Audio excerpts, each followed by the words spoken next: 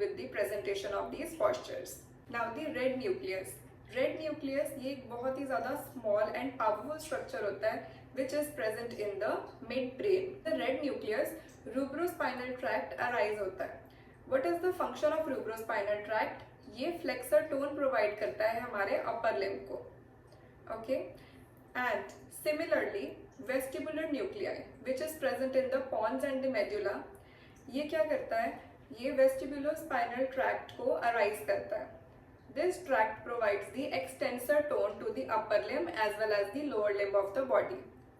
ये इन tracts के function है. So let's get to know how these tracts affect the posture of our body. Let's talk about the brain areas and the postures. अगर brain की injury red nucleus से above के level पे है, okay, let it be in the cerebral hemisphere or in the internal capsule, अगर उस area पे कोई भी लीजन होती है, कोई भी इंजरी होती है ब्रेन की, it will cause the disruption of the corticospinal tract.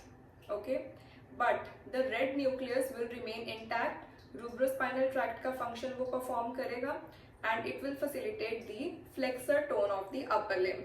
And similarly the vestibular spinal tract which is present in the pons and the medulla, it will perform the extensor function. It will remain uninhibited because of the disruption of the corticospinal tract. Okay, so वो भी अपना extension का function perform करेगा in the lower limb. So these tracts will give rise to the decorticate posture जिसमें upper limb is flexed and the lower limb is extended. So this type of lesion is the supratentorial lesion and it has better chances of recovery, it has better prognosis. Injury has occurred below or at the level of the red nucleus. What will happen? The corticospinal tract which is present above the red nucleus will get disrupted. Along with that, the rubrospinal tract which is arising from the red nucleus, its function is also gone. So only vestibular spinal tract is functioning and facilitating the extensor tone of the upper limb and the lower limb. This type of lesion is infratentorial lesion and it reflects the involvement of the brain stem which is more severe and it has poor prognosis, lesser chances for recovery. So just by having a look at the posture presentation, we can get the idea of the brain injury's location and know about its prognosis. So now let me give you a quick recap of the posture presentation along with the involvement of the areas.